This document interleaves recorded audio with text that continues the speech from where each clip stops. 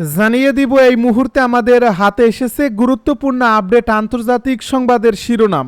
শুরুতেই থাকছে ইসরায়েলকে মোকাবেলা করতে সেনাবাহিনীকে নির্দেশ দিলেন লেবাননের প্রেসিডেন্ট। এদিকে দক্ষিণ কোরিয়াকে পারমাণবিক সাবমেরিনের প্রযুক্তি দেবে যুক্তরাষ্ট্র। আরও জানাবো ডোনাল্ড ট্রাম্পের নির্দেশের প্রতিক্রিয়া। রাশিয়া পারমাণবিক অস্ত্রের সরাসরি পরীক্ষা চালায়নি জানালো ক্রেমলিন। এদিকে ইউক্রেন যুদ্ধ বন্ধে যুক্তরাষ্ট্র চীন একসঙ্গে কাজ করবে জানালো ডোনাল্ড ট্রাম্প। সব শেষে জানিয়ে দিব প্রশান্ত মহাসাগরে ফের নৌযানে মার্কিন হামলা, নিহত 4। এতক্ষণ শুনছিলেন হাতে থাকা আপডেট সংবাদের শিরোনাম, এবারে বিস্তারিত। তবে তার আগে অনুরোধ রইল ভিডিওটিতে একটি লাইক এবং কমেন্ট করে জানিয়ে দিন ভিডিও সম্পর্কে আপনার মূল্যবান মতামত। আরও জানিয়ে দিন ভিডিওটি কোথা থেকে দেখছেন বা কোন জেলা থেকে দেখছেন। ইসরায়েলকে মোকাবেলা করতে সেনাবাহিনীকে নির্দেশ দিলেন লেবাননের প্রেসিডেন্ট। লেবাননের আরব সমর্থিত প্রেসিডেন্ট জোসেফ আউন সেনাবাহিনীকে যে কোনো ইসরায়েলি আগ্রাসনের বিরুদ্ধে লড়াই করার নির্দেশ দিয়েছেন। যুদ্ধবিরতি সত্ত্বেও দেশটির দক্ষিণাঞ্চলে প্রতিনিয়ত ইসরায়েলি অনুপ্রবেশ ও হামলার প্রেক্ষাপটে বৃহস্পতিবার এ আদেশ দেওয়া হলো।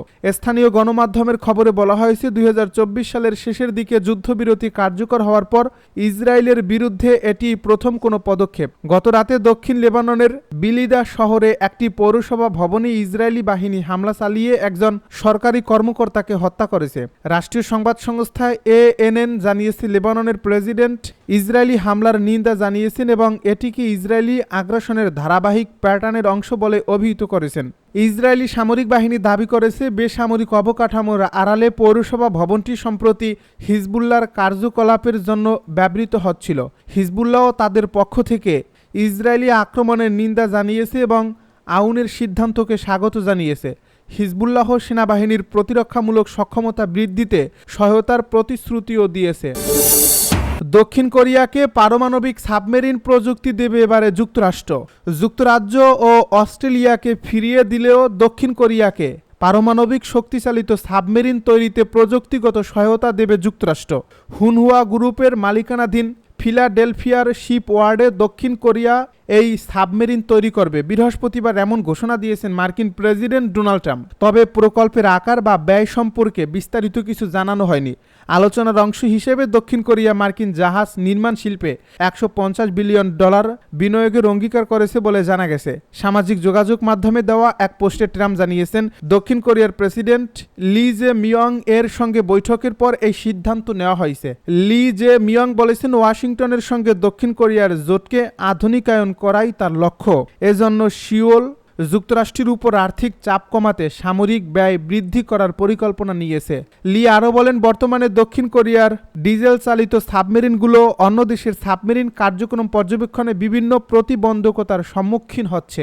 পারমাণবিক শক্তিচালিত সাবমেরিন পেলে তা শুধু দক্ষিণ কোরিয়ার নয় বরং যুক্তরাষ্ট্রের আঞ্চলিক নিরাপত্তা কার্যক্রমে সহায়ক হবে। বিশ্বজুড়ে মার্কিন পারমাণবিক সাবমেরিন প্রযুক্তি সবচেয়ে সংরক্ষিত। বিশ্বজুড়ে মার্কিন পারমাণবিক সাবমেরিন প্রযুক্তি সবচেয়ে সংরক্ষিত ও স্পর্শকাতর সামরিক জ্ঞান হিসেবে বিবেচিত হয়ে আসছে। ডিজেল সাবমেরিনকে নিয়মিতভাবে ব্যাটারি চার্জের জন্য উপরে উঠতে হয়, কিন্তু পারমাণবিক সাবমেরিন দীর্ঘ সময় পানির নিচে থেকে চলাচল করতে সক্ষম। তবে ট্রাম্পের ঘোষণার বিষয়ে মার্কিন প্রতিরক্ষা দপ্তর পেন্টাগন এখনও কোনো মন্তব্য করেনি। রাশিয়া পারমাণবিক অস্ত্রের সরাসরি কোনো পরীক্ষা চালায়নি জানালো ক্রেমলিন। রাশিয়া নতুন দুটি পারমাণবিক সক্ষমতা সম্পন্ন অস্ত্রের পরীক্ষার পর মার্কিন প্রেসিডেন্ট ডোনাল্ড ট্রাম্প তার নিজস্ব পারমাণবিক পরীক্ষার নির্দেশ দেওয়ার ওয়াশিংটনের সঙ্গে ক্রমবর্ধমান পারমাণবিক উত্তেজনা প্রশমনের চেষ্টা করছে মস্কো। ক্রেমলিন বলেছে তাদের পারমাণবিক শক্তিচালিত ও পারমাণবিক সক্ষমতা সম্পন্ন অস্ত্র বুরে ভেস্টনিক ক্রুজ ক্ষেপণাস্ত্র এবং পসাইডন আন্ডার ওয়াটার ড্রোনের পরীক্ষা পারমাণবিক অস্ত্রের সরাসরি পরীক্ষা ছিল না। যদিও রাশিয়া নিয়মিতভাবে সামরিক মহড়া চালায় যেখানে পারমাণবিক অস্ত্র বহনকারী সক্ষম ব্যবস্থাগুলো অন্তর্ভুক্ত থাকে, তবুও উভয় দেশই পারমাণবিক ওয়ারহেড পরীক্ষার উপর একটি কার্যত স্থগিতাদেশ বজায় রাখে। ক্রেমলিনের মুখপাত্র দিমিত্রি পেসকভ দৈনিক ব্রিফিংয়ে সাংবাদিকদেরকে বলেন, পসাইডন ও বুরে ভেস্টনিকের পরীক্ষা সম্পর্কিত তথ্য প্রেসিডেন্ট ট্রাম্পের কাছে সঠিকভাবে পৌঁছেছে বলে আমরা আশা করি। তিনি আরও বলেন, এটি কোনোভাবেই পারমাণবিক পরীক্ষা হিসেবে ব্যাখ্যা করা যায় না। ডোনাল্ড ট্রাম্প বৃহস্পতিবার বলেছেন তিনি অন্যান্য দেশের কার্যকলাপের প্রতিক্রিয়ায় মার্কিন পরীক্ষার নির্দেশ দিচ্ছেন। তিনি বৃহস্পতিবার সামাজিক যোগাযোগ মাধ্যমের একটি পোস্টে বলেন, অন্যান্য দেশের পরীক্ষা কর্মসূচির কারণে আমি যুদ্ধ বিভাগকে সমান ভিত্তিতে আমাদের পারমাণবিক অস্ত্রের পরীক্ষা শুরু করার নির্দেশ দিয়েছে। তবে ট্রাম্প পারমাণবিক ওয়ারহেড পরীক্ষা, যা মার্কিন যুক্তরাষ্ট্র সর্বশেষ 1992 সালে করেছিল, নাকি পারমাণবিক ওয়ারহেড বহনে সক্ষম অস্ত্র ব্যবস্থার পরীক্ষার কথা বলছেন, তা তাৎক্ষণিকভাবে স্পষ্ট ছিল না। ক্রেমলিন বৃহস্পতিবার ইঙ্গিত দিয়েছে, ট্রাম্প যদি সরাসরি একটি পারমাণবিক অস্ত্রের পরীক্ষা করার নির্দেশ দেন, তবে তারাও পারমাণবিক ওয়ারহেড পরীক্ষা করবে। পেসকভ বলেন, যদি কেউ এই স্থগিতাদেশ থেকে সরে আসে, তবে রাশিয়াও সেই অনুযায়ী কাজ করবে। ইউক্রেন যুদ্ধ বন্ধে যুক্তরাষ্ট্র চীন একসঙ্গে কাজ করবে জানালো ডোনাল্ড ট্রাম্প। মার্কিন প্রেসিডেন্ট ডোনাল্ড ট্রাম্প জানিয়েছেন, ইউক্রেন যুদ্ধ বন্ধে যুক্তরাষ্ট্র ও চীন একসঙ্গে কাজ করবে। দক্ষিণ কোরিয়ায় অনুষ্ঠিত এক আলোচনায় চীনের প্রেসিডেন্ট শি জিনপিং এর সঙ্গে এই বিষয়ে সমঝোতা হয়েছে। বার্তা সংস্থা এএফপিকে ট্রাম্প বলেন, ইউক্রেন প্রসঙ্গটি আলোচনায় খুব গুরুত্ব পেয়েছে। আমরা দুজনই একসঙ্গে কাজ করব, দেখব কিছু করা যায় কিনা। ডোনাল্ড ট্রাম্প আরও বলেন, শি আমাদের সহায়তা করবেন এবং আমরা ইউক্রেন ইস্যুতে যৌথভাবে কাজ করব। দ্বিতীয় মেয়াদে ট্রাম্পের প্রেসিডেন্ট হওয়ার পর এটিই শির সঙ্গে ট্রাম্পের প্রথম মুখোমুখি বৈঠক। বলা হচ্ছে 2019 সালের পর তাদের প্রথম শীর্ষ সম্মেলন ছিল এটি। প্রশান্ত মহাসাগরে ফের নৌযানে মার্কিন হামলা, নিহত বেড়ে 4। পূর্ব প্রশান্ত মহাসাগরে অবৈধ মাদক পরিবহন করছে এমন সন্দেহজনক এক নৌকায় যুক্তরাষ্ট্রের হামলায় 4 জন নিহত হয়েছে বলে জানিয়েছেন মার্কিন প্রতিরক্ষা মন্ত্রী পিট হেগসেথ।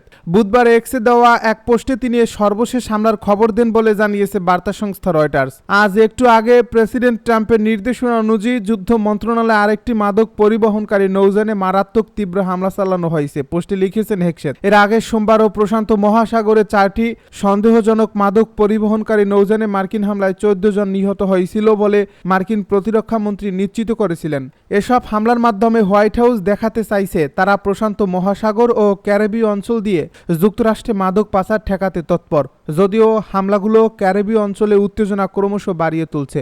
মার্কিন যুদ্ধমন্ত্রীর পোস্টে একটি ভিডিও দেওয়া হয়েছে যাতে দেখা যাচ্ছে মার্কিন অস্ত্র আঘাত হানার পর একটি নৌযানে আগুন ধরে গেছে। মাদক সন্ত্রাসীদের জন্য পশ্চিম গোলার্ধ আর নিরাপদ স্বর্গ নয়, যারা আমাদের তীরগুলোতে মাদক এনে মার্কিনীদের ক্ষতি করত। যুদ্ধ মন্ত্রণালয় তাদের খোঁজেও অভিযান অব্যাহত রাখবে এবং যেখানেই তারা কার্যক্রম চালাবে সেখানেই তাদের নির্মূল করবে, লিখেছেন হেগসেথ। তিনি আরও জানান, আন্তর্জাতিক জলসীমায় হওয়া এই হামলার ঘটনায় কোনো মার্কিন সেনা হতাহত হয়নি। 2 মাস ধরে মার্কিন প্রেসিডেন্ট ডোনাল্ড ট্রাম্প প্রশাসন ক্যারিবীয় ও প্রশান্ত মহাসাগরে একের পর এক তাদের ভাষায় মাদকবাহী নৌযানে হামলা চালিয়ে আসছে। নৌযানগুলো আদৌ কোনো মাদক পরিবহন করছিল কিনা সে সমন্বয়ে এখন পর্যন্ত কোনো প্রমাণও দেয়নি তারা, কিন্তু এসব হামলা এরই মধ্যে অন্তত 60 জনের প্রাণ কেড়ে নিয়েছে।